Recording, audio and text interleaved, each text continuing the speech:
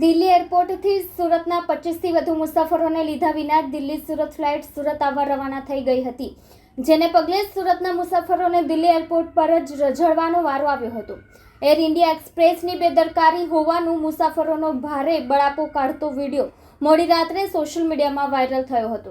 Surat route પર સૌથી વધુ અવિશ્વસનીય બનેલી એર ઇન્ડિયા એક્સપ્રેસની ગુવાહાટી દિલ્હી સુરત કનેક્ટિંગ ફ્લાઇટમાં સુરત આવવા માંગતા 25 પેસેન્જર એરલાઇનની ગેરવ્યવસ્થાથી દિલ્હી એરપોર્ટ પર અટવાયા હતા. ગુવાહાટીથી દિલ્હીનું વિમાન મોડું આવ્યું હતું. જો વિમાન 30-35 મિનિટ મોડું કરવામાં આવ્યું હોત તો સુરતના દિલ્હી એરપોર્ટે છૂટી ગયેલા 25 જેટલા પેસેન્જરને પણ સમાવી શકાયા હોત. સુરતના પેસેન્જર્સને 2 કલાક બેસાડી રાખ્યા પછી સુરતની ફ્લાઇટ ટેક ઓફ થઈ ગઈ છે એવો મેસેજ આપતા સુરતના પેસેન્જરોએ દિલ્હી એરપોર્ટમાં હોબાળો મચાવીને પેસેન્જર્સની હાલત વિશે વિડીયો વાયરલ કર્યો હતો. સુરતના 25 પેસેન્જરને કડવો અનુભવ થયો હતો.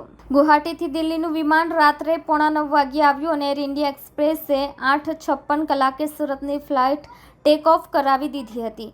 એના લીધે ગુવાહાટી વાયા દિલ્હી સુરતની કનેક્ટિંગ ફ્લાઇટ લેનારા સુરતના 25 પેસેન્જરને કડવો અનુભવ થયો છે. એર ઇન્ડિયા એક્સપ્રેસ અને ટાટા ગ્રુપની આબરૂ ધૂળધાણી કરતા વાયરલ થયેલા વિડીયોમાં પેસેન્જર કહે છે કે તે આવતીકાલે સવારે મહત્વની મીટિંગ ચૂકી જશે. જો ફ્લાઇટ 9:30 કલાકે ટેક ઓફ થઈ હોત તો પેસેન્જર અટવાત નહીં. એક પેસેન્જર કહે છે કે સુરતમાં એનું ઇન્ટરવ્યૂ છે, એમાં સમયસર નહીં પહોંચી શકે.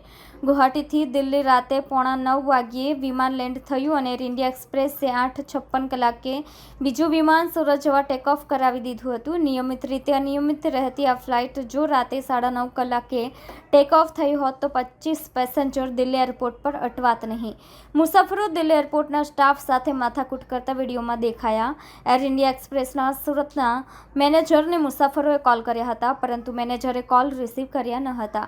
એર ઇન્ડિયા એક્સપ્રેસના રેઢિયાળ કારભારના પાપે સુરતના 25 મુસાફરોને દિલ્હી એરપોર્ટ પર અટવાવાની નોબત આવી હતી. મુસાફરો દિલ્હી એરપોર્ટના સ્ટાફ સાથે પણ માથાકૂટ કરતા વિડીયોમાં નજરે પડ્યા હતા. એર ઇન્ડિયા એક્સપ્રેસની Delhi Surat flight travel agent અને પેસેન્જર ફ્રેન્ડલી રહી ન હોવાની છાપ ઉપસી રહી છે.